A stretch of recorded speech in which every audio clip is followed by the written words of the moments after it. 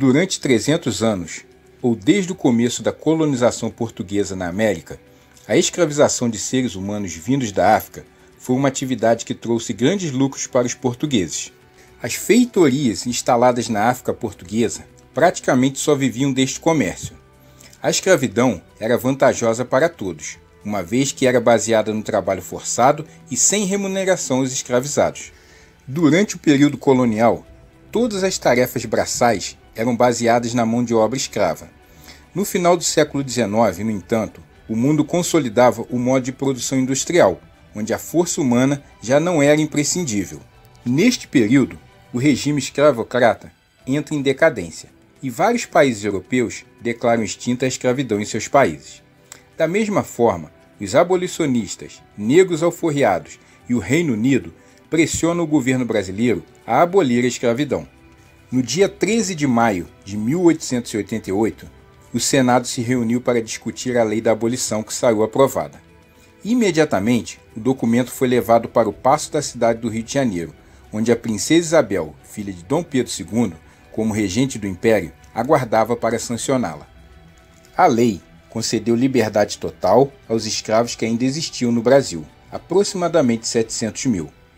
A lei resultou numa vitória dos conservadores que aboliram a escravidão sem pagar indenização aos fazendeiros. Para a família imperial, constituiu na perda de apoio político, e para os escravos, a liberdade, ainda que sem integração social. Ao lado de senadores, como Manuel Pinto de Souza Dantas, o senador Dantas, e outras autoridades do Império, a regente assinava a Lei Áurea, que declarava extinta a escravidão no Brasil. A lei tinha apenas 2 artigos. A princesa imperial regente, em nome de Sua Majestade o Imperador, o Sr. Dom Pedro II, faz saber a todos os súditos do Império que a Assembleia Geral decretou e ela sancionou a lei seguinte. Artigo 1º. É declarada extinta, desde a data desta lei, a escravidão no Brasil. Artigo 2º. Revogam-se as disposições em contrário.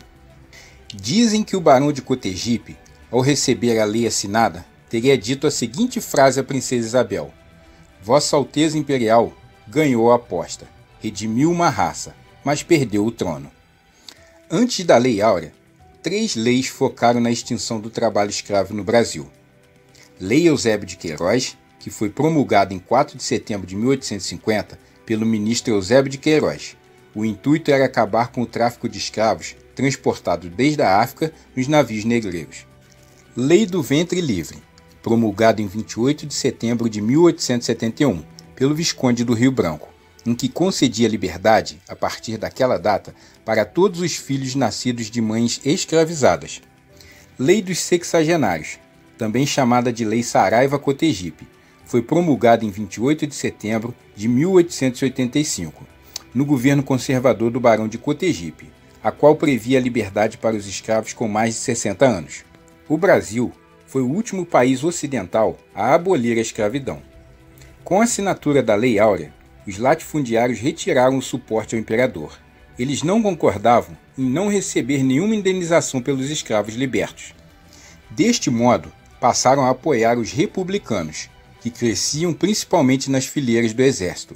1 ano e 7 meses depois, a monarquia seria derrubada e a família imperial expulsa do Brasil. Quanto à princesa Isabel, sua popularidade cresceu. Recebeu do Papa Leão XIII a Rosa de Ouro, em reconhecimento do seu gesto pela abolição da escravidão. Além disso, seu gesto ficou na memória dos negros libertos.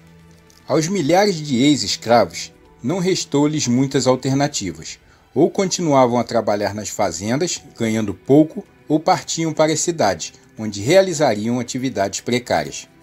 A abolição da escravatura representou um ato de liberdade, embora o país não estivesse preparado para absorver os escravos postos em liberdade.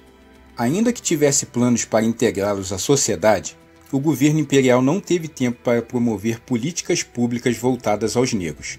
Com o golpe republicano de 1889, o novo regime tampouco se interessou em promover a cidadania entre a população negra.